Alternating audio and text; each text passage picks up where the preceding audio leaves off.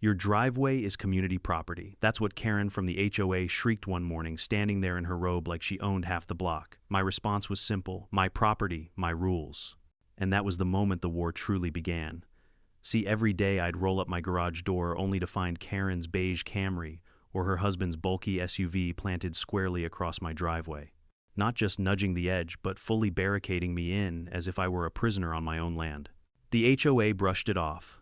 The police said it was a civil matter, and Karen kept smirking as though her entitlement was law.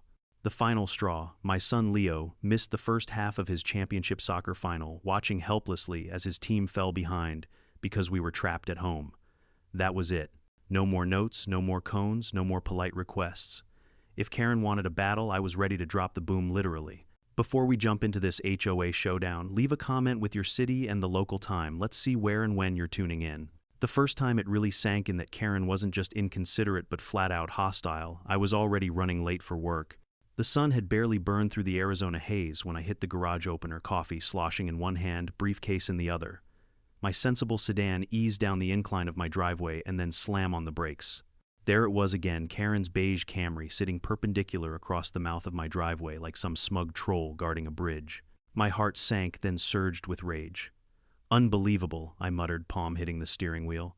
I gave the horn a blast that rattled my own windows, probably violated 6 HOA ordinances, and drew exactly 0 reaction. Curtains in her house didn't so much as twitch. That's the thing about Karen. Her greatest superpower was pretending not to hear, not to see, not to care. I stormed up her walkway, the one lined with petunias, so perfect they looked like plastic, and pounded on her door. "Karen, your car," I shouted between hammering the bell. After an eternity that stretched my blood pressure to unsafe heights, the door cracked open. There she was in a fluffy robe, fake surprised voice, syrupy as poisoned honey. "Oh, Michael, is everything all right? My name isn't Michael. It never was." But Karen had decided that was my name, and that was that. "Everything is not all right," I growled. "Your car is blocking my driveway." Again. Her eyes fluttered like she was auditioning for a soap opera. "Oh, silly me. I just popped in for coffee and lost track of time. I'll move it right away." Her definition of right away meant a 5-minute spectacle of shuffling into slippers, jingling keys, checking mirrors 17 times, and inching backward as if she were parking the space shuttle. By the time I finally peeled out tires squealing, I was already drafting apologies in my head to my boss. But here's the thing that wasn't a one-off. That wasn't Karen having a distracted morning. That was the opening act of a show that would run daily. Sometimes it was the Camry, sometimes her husband Todd's SUV, but the plot never changed. I'd be late, furious, trapped. She'd be smug, dismissive, untouchable. At first, my wife Maya tried to play diplomat. "Just talk to her," she urged. "Maybe she doesn't realize how much it bothers you." So I did, again and again. Each time Karen widened, her eyes cooed an apology, and went right back to treating my driveway as her personal valet zone. Then came the notes. First polite: "Please don't block the driveway, thanks, Ethan." I found it crumpled in her recycling bin. Then firmer: "This is my private property. Do not park here again." That earned me a comment shouted over the hedge about my ugly lawn edging. Imagine that my grass borders were more offensive to her than her hijacking my driveway. So I tried cones. Bright orange, heavy-duty traffic cones planted like soldiers guarding the entrance. They worked for 2 days. Then I came out one morning to find them stacked neatly on my lawn, Karen's car parked smugly in their place like she'd won a trophy. I called the cops once, after being blocked for nearly an hour, on my way to a doctor's appointment. 2 officers arrived looking tired before they even got out of their cruiser. They knocked on Karen's door, got the wide-eyed "oops, I forgot" routine, and gave her a gentle warning about blocking access. Then they shrugged at me. "It's a civil matter, sir.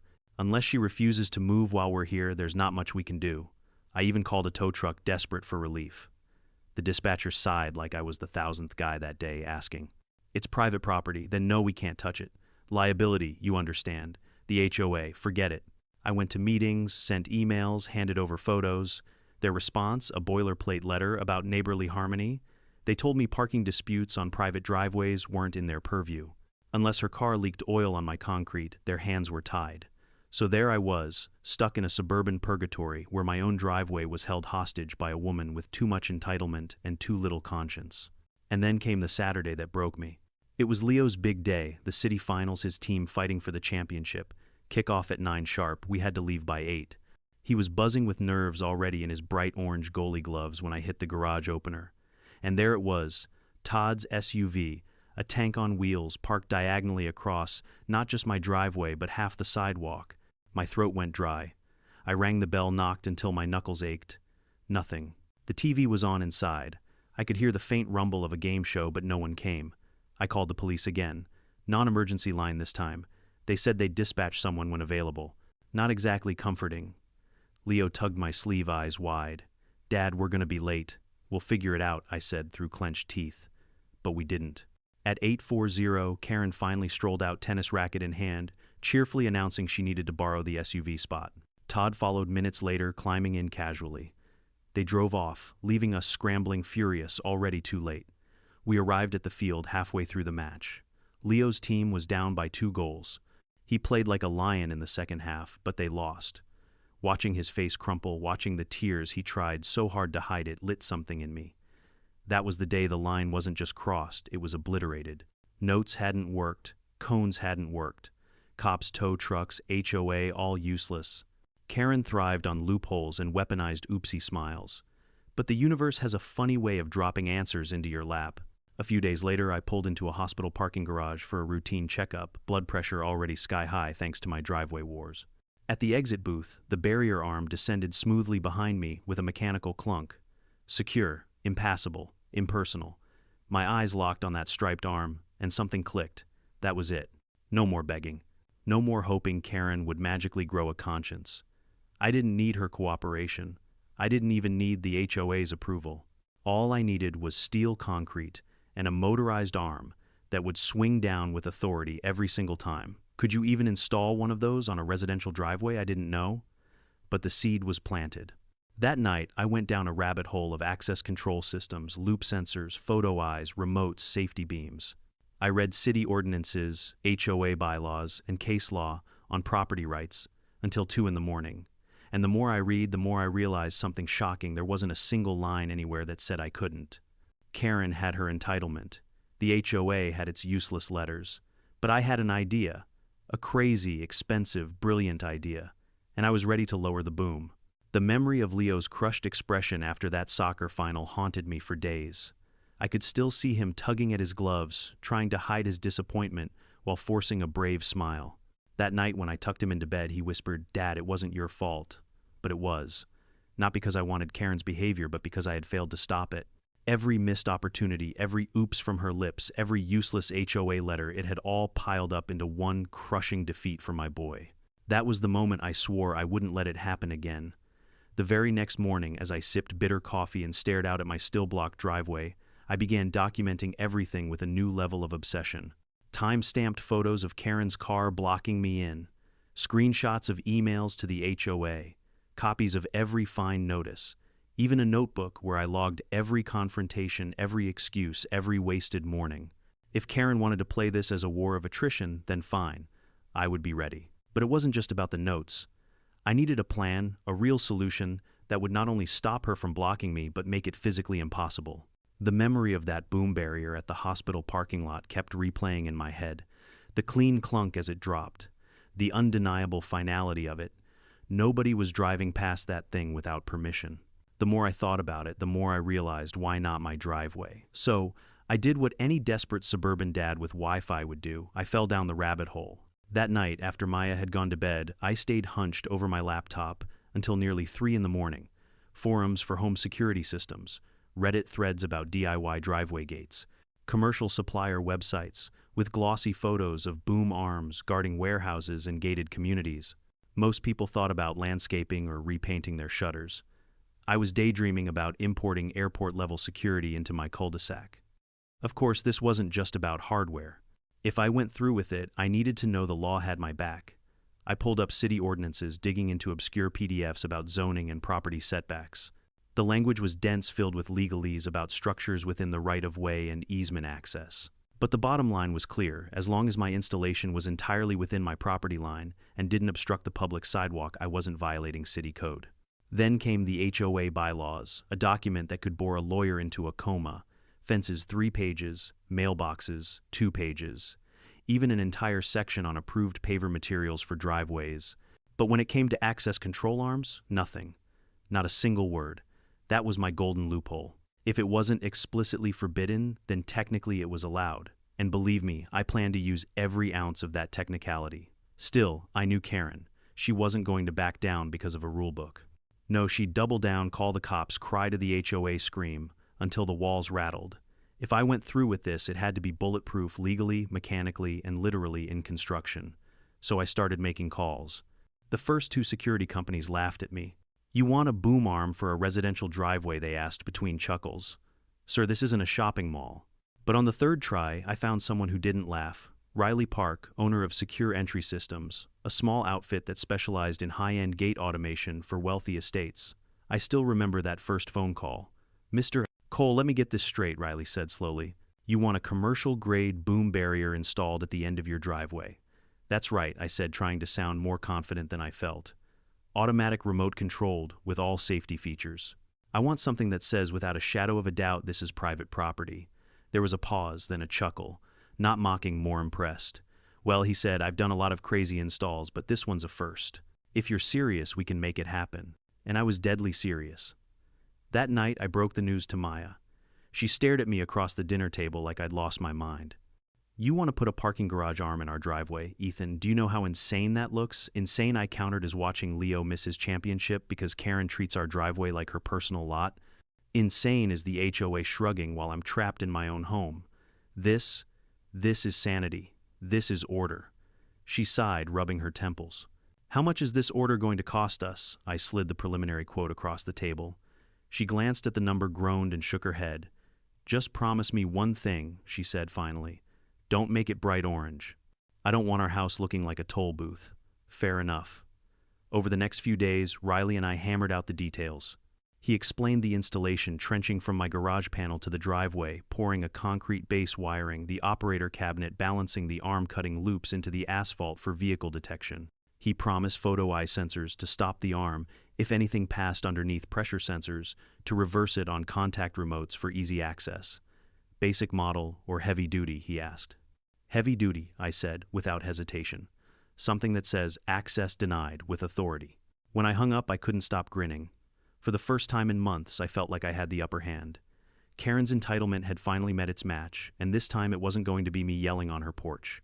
It was going to be steel concrete and motors doing the talking. The installation date was set. Riley promised his crew would arrive at dawn, trucks loaded, ready to turn my suburban home into Fort Knox. I marked the day on my calendar in bold red letters, Operation Barrier. In the days leading up to it, I kept a close eye on Karen. She strutted in and out of her house, oblivious, still treating my driveway like her overflow lot. But soon, very soon, she was going to meet a new reality, one where her oopsie smile wouldn't get her past a 12-foot aluminum arm. And when that day came, I was going to savor every second. Installation day arrived like a small military operation. Dawn had that hard, pale light that made the cul-de-sac look washed and conspiratorial. Riley Park pulled up in a battered truck with a logo that read Secure Entry Systems, and two guys who could have been mistaken for gentle giants, if not for the way they handled heavy steel like it was a child's toy. They surveyed my driveway with the kind of clinical interest a surgeon gives an interesting case, and then they smiled in a way that made me feel we were on the same side of history. First came the paperwork, which felt anticlimactic until I read the fine print about permits and electrical inspections. Riley had already told me what to expect. Dedicated circuit run from our panel conduit buried deep enough to satisfy any nitpicky inspector.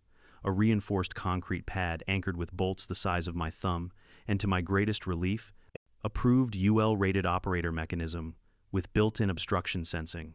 He explained the induction loop system, thin sawed channels cut into the asphalt that would detect a vehicle's metal mass so the arm wouldn't descend on a car mid-pass.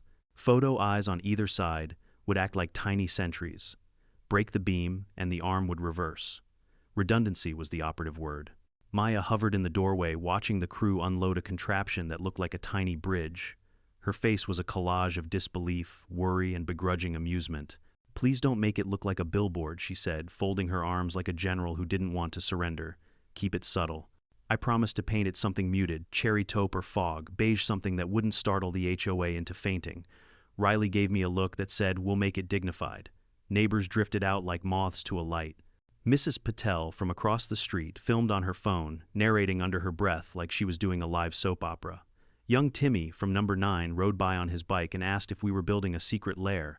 For once, the neighborhood had something better than recycled furniture and passive-aggressive flyers to gossip about. They trenched a neat line from my electrical panel in the garage under the lawn and to the curb.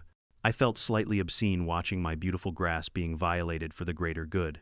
The concrete truck backed up the mixer word, and they poured a pad so level the gods could have parked a chariot on it. While the pad cured, they assembled the operator cabinet, sleek industrial with a solid feel that promised permanence. Then, like a ceremonial raising, they mounted the 12-foot arm with those classic diagonal red and white stripes that announce "do not cross" in any language. When it swung up for the first time under manual power, there was a satisfying sovereign whir and a little exhale of triumph from every neighbor within range. But the real work was the safety calibration. Riley programmed the travel limits, the obstruction torque thresholds, the photo eye sensitivity, and the exit loop so the arm would open automatically when I drove out. He showed me the diagnostics, a log file that recorded every event, every open, every close, every sensor trip. If anyone accuses it of malfunctioning, we have the receipts, he said, tapping the tablet like a priest, sealing a covenant. I liked that. Documentation felt like armor. Word spread quickly. By late afternoon, Karen was outside watching like a panther watching a new fence. Her posture was the same hand on hip lip curled with a familiar cocktail of entitlement and indignation. She approached with the kind of theatrical gasp that suggested she'd caught me erecting a monolith to crush the poor. "What is that abomination?" she demanded, voice pitched for drama. "You can't just... This is the community. You're supposed to be neighborly." I walked up slowly, feeling that strange electric calm of someone who finally had a plan that didn't involve pleading. "Karen," I said, holding my hands up like a man explaining the weather, "this is a private access control installed entirely within my property line. It meets the local code. Riley ran the permits. It keeps you from blocking me in. Enjoy your newfound mobility." Her face did that small, nearly unnoticeable flicker people get when they realize the script isn't going their way. She sputtered something about the HOA, about aesthetic violations, and promised to make calls. She got into her. Camry did an exaggerated three-point turn like a director staging a coup and left like a queen who'd been insulted by a pauper daring to wear boots. That evening, a certified letter arrived like a thrown gauntlet. The HOA's logo graced the top in somber script. Violation notice: installation of non-conforming structure. Aesthetic deviation. Immediate removal requested. Fines would commence in 7 days. My first thought was annoyance. The second was an ugly, triumphant humor. I'd expected precisely this. The HOA, for all its pastoral charm and community potlucks, loved to posture. They loved the semblance of control. The next morning brought the most surreal knock on the door, 2 uniformed officers from the county, looking apologetic for being the grown-ups in a neighborhood of toddlers. Karen had reported the device dangerous and almost hit her car. I showed them the photographs of the excavation, the permit copy, the electric inspection pass, and Riley's diagnostic printout. One officer scanned the log on Riley's tablet and raised an eyebrow. "Well," he said, "it seems manufactured, with a hell of a lot of safety redundancy." He was careful with his words. This tends to be a civil matter. If she thinks she was damaged, she can file a claim. But structurally, this doesn't violate anything we enforce. He stamped his approval with a weary nod and left, probably late for a much less dramatic shift. Now the HOA couldn't just be ignored. They called an emergency architectural review committee meeting. The clubhouse smelled like burnt coffee and PowerPoint death. Board members sat in a semicircle like a court, and Karen sat front row center clutching a binder labeled evidence. Their attorney, neatly coiffed and practiced at moral outrage, presented a slideshow of my yard before and after.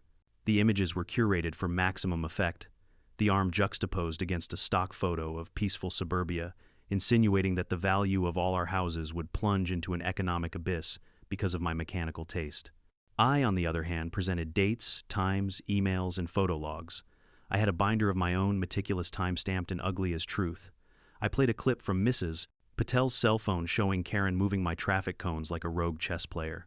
I handed copies to the board of the police officer's statements, Riley's compliance certificates, and the urban code excerpts that made the HOA's hysteria sound thin. They questioned me in that polite, protracted way committees use to feel in control. "Why didn't you come to us first?" they asked. "Because I did," I wanted to say. "Because you told me it was a civil matter. Because you sent me a form letter about neighborliness when my son missed a championship. Because your bylaws are a labyrinth of petty rules but have a gaping hole where real solutions should be. Instead, I explained the chronology, the safety redundancies, and the documentation. I told them I hadn't acted out of malice, but out of necessity. It wasn't a clean victory. The ARC couldn't immediately order removal. The bylaws didn't give them that teeth without risking a legal quagmire. But they did vote to issue daily aesthetic fines until a resolution. It was a classic bureaucratic tactic, squeeze until surrender. The first notice arrived pinned to my door like a medieval verdict, $50 per day. I thought about folding under the financial pressure. Then I thought of Leo, of every morning my family had been turned into prisoners in our own driveway. $50 a day was a price I was willing to budget into the ledger of reclaiming normalcy. That night after the meeting, Todd Karen's husband shuffled over to my yard while I was testing the arm with the remote up, down, like a man repeating a prayer. He cleared his throat hands in his pockets. His voice was sheepish low. "Look, Ethan, Karen's been difficult," he began. His eyes darted to the boom. "But between you and me, since you put that thing up, we haven't had parking tickets. She used to get notices all the time when she'd block spaces down the street." He shuffled his feet. "If you'd maybe painted a neutral color, I could talk to the board. Maybe get them to ease up on the fines." It was an olive branch disguised as pragmatism. I paused, looked at the arm, at the concrete pad, at the neat trench, and then back at Todd. Compromise is a currency in suburbia. You trade color for peace tone, down the theatrics for the right to breathe. I told him I'd consider it. I didn't promise anything, but I felt something like relief. This war might not be endless. There might be a route out that kept the barrier and bought us civility. I went to bed that night with the device humming softly in my head, the log files a small comfort. The boom arm sat quiet under the stars, a sentinel converted from asphalt and steel. It was ridiculous and glorious. It was also a line drawn in the sand. We had escalated beyond notes and cones into stakes that could not be ignored. The following week felt like living inside a courtroom drama. Only the courtroom was my own driveway, and the gavel was a 12-foot aluminum arm painted in stripes of defiance. Every day I woke up, clicked the remote, and listened to the mechanical whir as the boom barrier swung skyward. That sound was music, a hymn to personal freedom. But I also knew the war was just heating up. Karen's first attempt at sabotage came quicker than expected. Tuesday morning, I watched from the kitchen window as she crept out of her house in slippers, clutching her phone like it was a sword. She approached the barrier, poked at it, tugged at the arm, and snapped photos from every angle.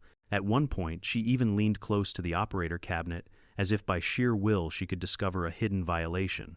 I half expected her to lick it and claim it tasted like crime. Then she marched off, likely to the HOA president's house, rehearsing her lines. Sure enough, that evening another certified letter arrived.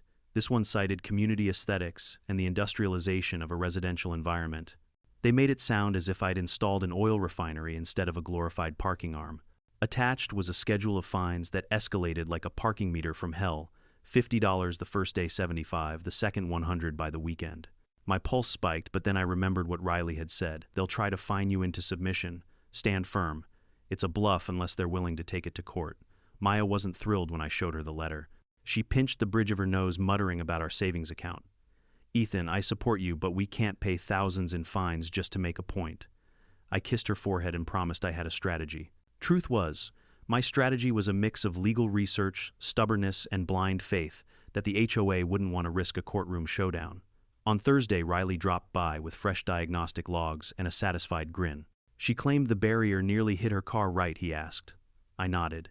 He held up a printout, every event, time-stamped, every obstruction detected, logged. The data showed the arm had reversed twice that morning, once when I walked under it, once when the UPS guy passed. No record of contact with her vehicle. "This is your bulletproof vest," Riley said, tapping the paper. "If she pushes it legally, you've got proof." That same evening, a crowd gathered as Karen attempted her next move. She pulled her Camry up to the driveway, stopped just short of the lowered arm, and honked. The honk was long, angry, theatrical. When nothing happened, she climbed out, stormed across my lawn, and pounded on my front door. "Ethan," she bellowed, "open this thing. You can't keep me from parking here." I opened the door slowly, remote in hand. "Karen, it's not here. It's my driveway. And yes, I can keep you from parking here." I clicked the remote. The arm lifted smoothly. Then, just as she smirked in triumph, I pressed it again, and it swung down with perfect timing, halting inches from her hood. Her face twisted, half shock, half rage. "You'll regret this," she hissed, pointing a manicured finger at me. "The HOA will bury you. You're violating community standards. You think you're clever, but you're finished. Funny, I said, smiling faintly. I thought burying people under fake standards was your department. She gasped like I'd slapped her, then stormed back to her car, nearly backing over her own mailbox as she peeled away. The next day was the official hearing at the HOA clubhouse. The fluorescent lights buzzed like angry wasps, and the room smelled faintly of overbrewed coffee. At the front sat the board, Eleanor Voss, the HOA president, flanked by two ARC members who looked like they'd rather be anywhere else. Karen sat in the front row, binder in her lap. Her husband Todd slouched beside her, looking like he wanted the ground to swallow him whole. Their lawyer, slick hair, slicker suit opened with a slideshow. He clicked through photos of my house before and after, painting a picture of suburban paradise ruined by a monstrous industrial barrier. He warned of declining property values, negative visual impact, and a precedent that could unravel community harmony. At one point, he even claimed the arm posed a physical hazard to children. I nearly laughed out loud, imagining Girl Scouts being decapitated by a safety sensor-laden device that reversed when a feather floated by. Then it was my turn. I stood holding my binder of evidence. My voice trembled at first, but anger steadied it. I explained how for months my driveway had been blocked, how I'd begged for help, how I'd received nothing but platitudes about neighborly cooperation. I held up photos, Karen's Camry, Todd's SUV, timestamp dates. I showed the log of 311 calls the police report Riley's diagnostics. This barrier isn't an eyesore, I said. It's a solution to a problem this board refused to address. It's legal, it's safe, and it restores the most basic right of property ownership, the right to leave your home. Karen leapt to her feet. He's targeting me. This whole contraption is harassment. It nearly crushed my car. I turned calmly to Riley, who held up the diagnostic log like holy scripture. No record of contact. Multiple safety redundancies. No evidence of malfunction. Murmurs spread through the room. One board member scribbled notes furiously. Eleanor pursed her lips, clearly torn between loyalty to Karen and fear of a lawsuit she couldn't win. After an hour of back and forth, the board reached its verdict. They wouldn't order the immediate removal of the barrier, too risky legally, but they would uphold the fines for aesthetic non-compliance until a compromise could be reached. It wasn't the win I wanted, but it wasn't a loss either. The barrier would stay. The war was now one of attrition. For the next 3 months, life settled into a tense rhythm. Each morning I clicked the remote barrier rising like a salute and drove out unblocked for the first time in a year. Each evening, a fine notice arrived, like clockwork piling on my counter. Karen adapted by parking directly in front of the barrier on the street, technically legal but spiteful. Delivery drivers were confused, Amazon packages delayed, but to me, it was worth it. My driveway was mine again. Then came an unexpected twist. One Saturday morning while I was mowing the lawn, Todd shuffled over. He looked tired, beaten down by the endless skirmishes. "Look," he muttered, eyes fixed on the grass. "Karen's been intense. But between us, this barrier's actually made things easier. She hasn't gotten a single ticket since you put it up. And honestly, it helps me too. At least now I know where I can't park." I stopped the mower, wiped sweat from my brow, and studied him. Todd wasn't a bad guy. He was just trapped in Karen's orbit like the rest of us. He continued, voice low. "I talked to Eleanor. If you repaint the arm in an HOA-approved color, maybe beige, or taupe, the board might back off the fines. Just think about it." It wasn't an apology, but it was the closest thing to a peace offering I'd ever get from their household. And he wasn't wrong. The stripes were bold, defiant, maybe too much for a neighborhood obsessed with muted tones and symmetry. That night, I sat with Maya on the porch, watching the arm glow under the streetlights. "Taupe tranquility," I said, trying the phrase on my tongue. She laughed softly. "If painting it beige gets the HOA off our backs, maybe it's worth it." And for the first time in months, I felt something I hadn't felt since the war began. Hope that this story might not end in endless fines or lawsuits, but in a compromise that let the barrier stay and let us breathe. The boom had been lowered, yes, but maybe, just maybe, there was a way to raise it again, this time for peace.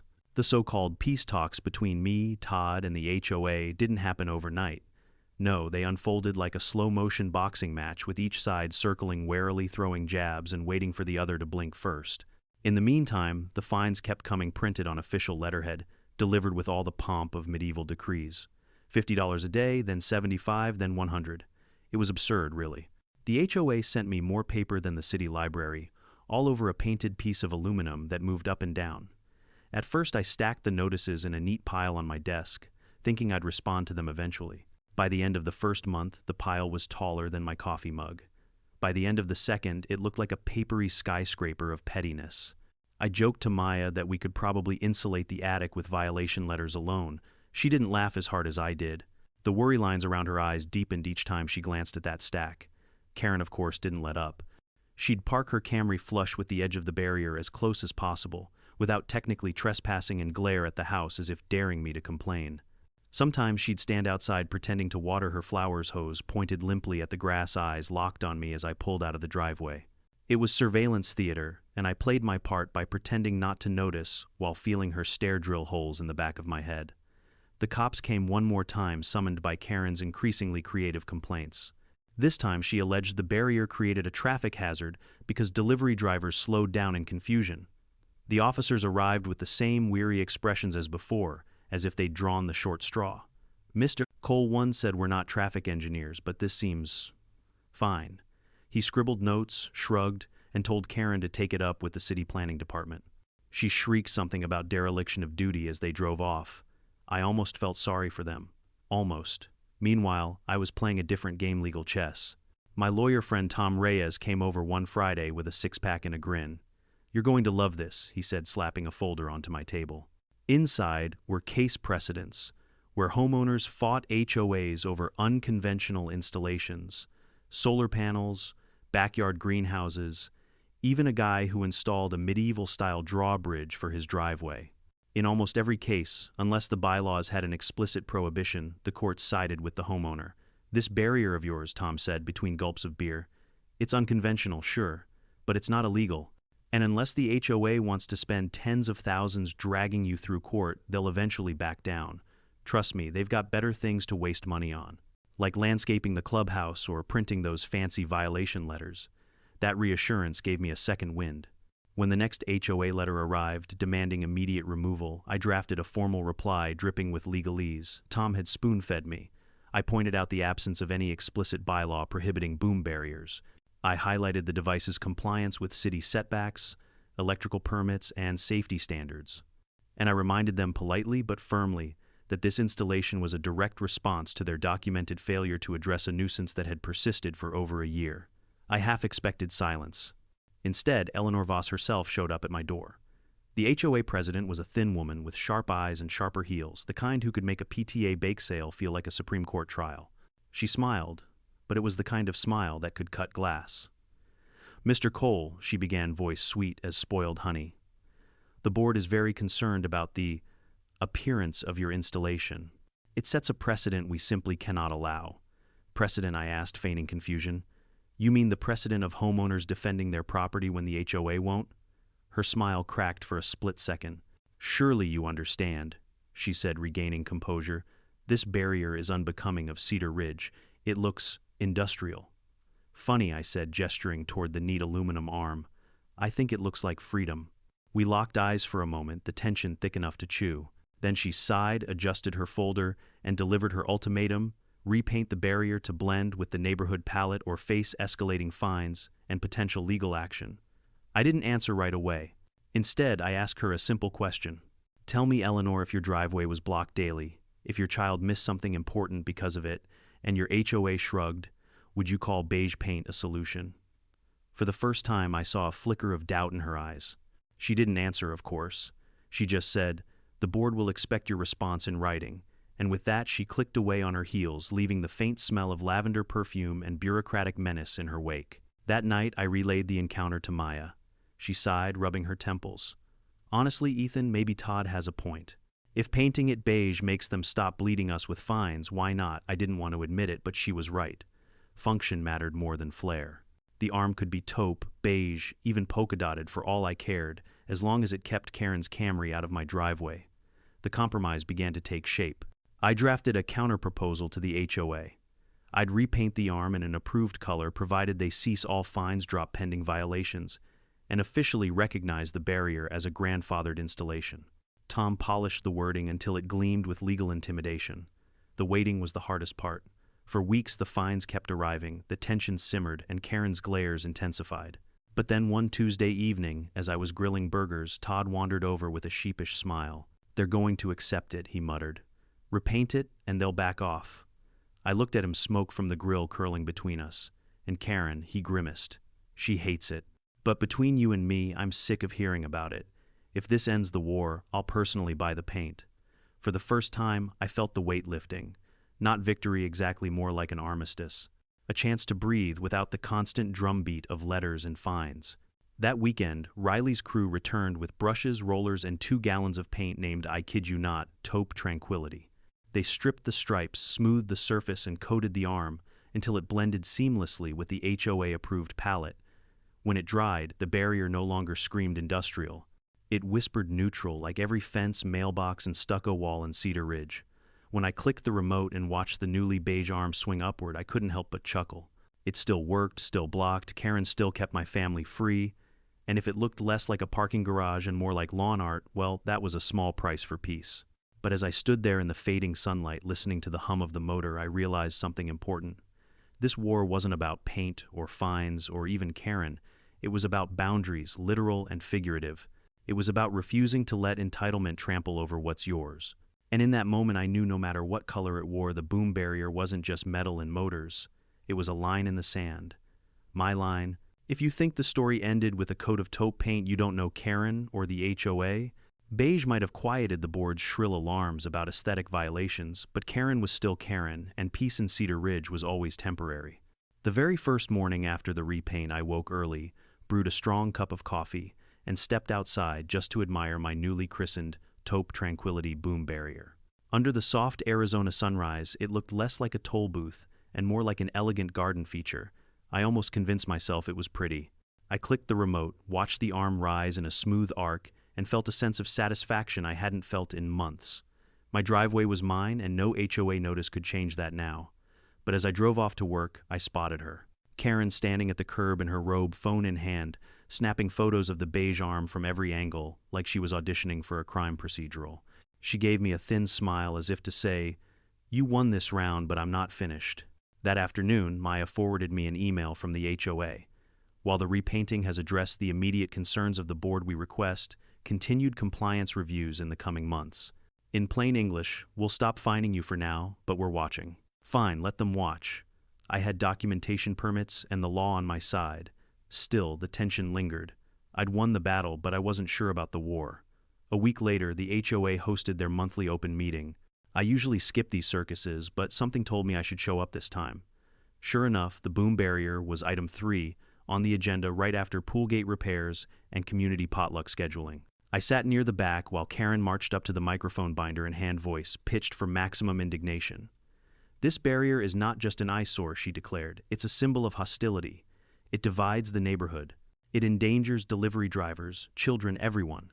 Her words dripped with venom, but I noticed something interesting. Not everyone was nodding along. A few neighbors rolled their eyes. One muttered, "At least it keeps her from blocking him in." Another whispered something about wishing they had their own barrier to keep her out. When it was my turn to speak, I kept it simple. This isn't hostility. This is necessity. For over a year, my family was trapped in our own driveway. The HOA refused to help. The police called it a civil matter. I acted within the law, and I compromised by repainting to meet community standards. If anything, this barrier restored peace, because for the first time we can come and go freely without confrontation. The room was quiet. Even Eleanor Voss, usually stiff as a marble statue, shifted uncomfortably. She knew the truth. They all did. Still, the board wouldn't admit defeat outright. Instead, they kicked the can down the road, scheduling yet another compliance review for the following quarter. Bureaucracy at its finest, stall delay, hope the problem solves itself. Meanwhile, life settled into a strange new rhythm. The fines stopped. The HOA quieted down. And Karen adapted. Instead of parking in my driveway, she parked directly across from it on the street, angled just enough to make turning out more difficult. Perfectly legal, perfectly spiteful. She couldn't cross the barrier, so she found new ways to needle me. One morning, I nearly clipped her SUV pulling out. My patience snapped. I marched across the street, fists clenched, ready to unleash. But then I saw Todd sitting in the driver's seat, not Karen. He rolled down the window, expression weary. "Sorry, Ethan," he said. "She told me to park here. Honestly, I'm just tired of arguing with her." I sighed, the anger bleeding out of me. "Todd, you don't deserve this."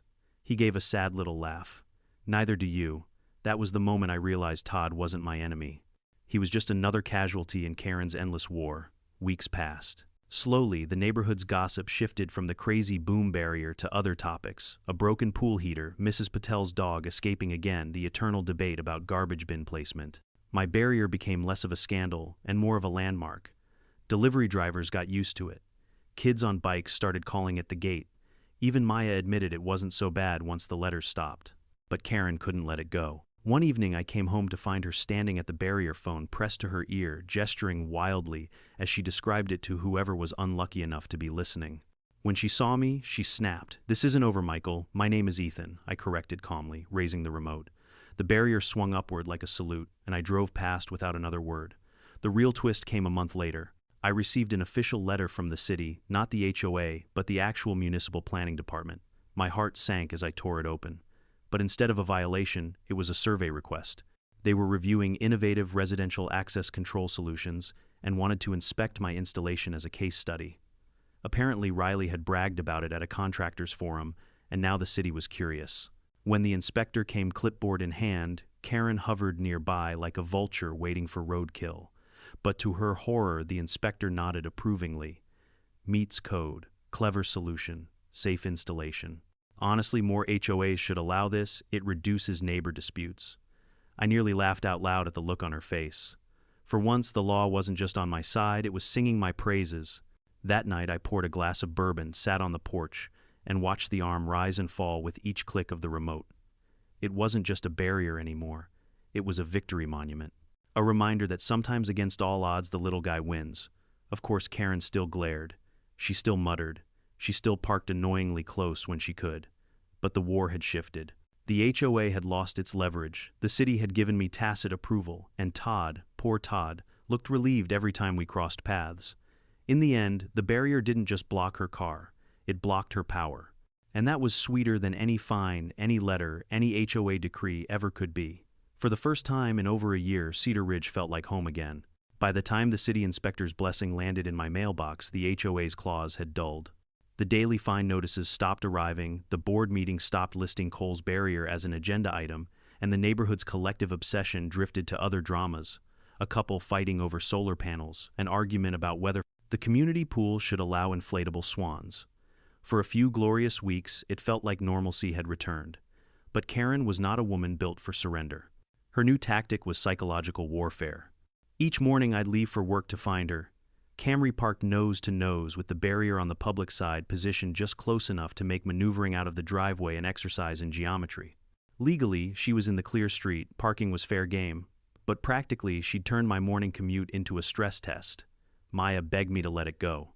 "You've already won," she said, watching me fume over Karen's precision parking from the kitchen window. "She's just trying to get under your skin. She's succeeding," I muttered. Leo, meanwhile, thought it was hilarious. "Dad, it's like she's playing chicken with the boom arm. You should just lower it on her hood." I shook my head but couldn't deny the fantasy had crossed my mind.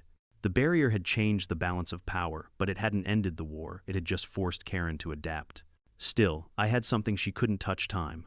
Every day that passed, the barrier became more normal, more accepted. Neighbors got used to it. The HOA, wary of lawsuits, grew silent. Slowly, Karen's complaints lost their audience. Until one humid evening in June when Todd approached me again. He caught me as I was mowing the front lawn, wiping sweat from his brow like a man carrying the weight of two wars, one with me, one in his own living room. "Ethan," he said quietly, glancing over his shoulder to make sure Karen wasn't within earshot. "We need to talk." I cut the mower and leaned against the handle. "What's up?" He shuffled, scuffing his sneakers against the curb. "Look, I know Karen's difficult, but between us, this barrier, it's actually been a blessing.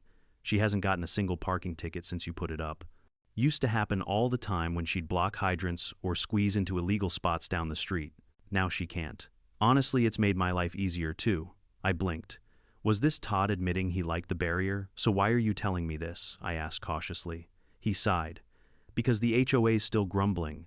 Officially, they've let it go. Unofficially, Eleanor keeps whispering about setting an example at the next compliance review.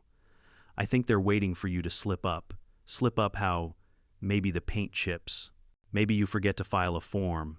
They want an excuse, but if you repainted it again, something softer, less confrontational, they'd probably drop it for good." I almost laughed. "So now they want me to paint it twice." Todd shrugged helplessly.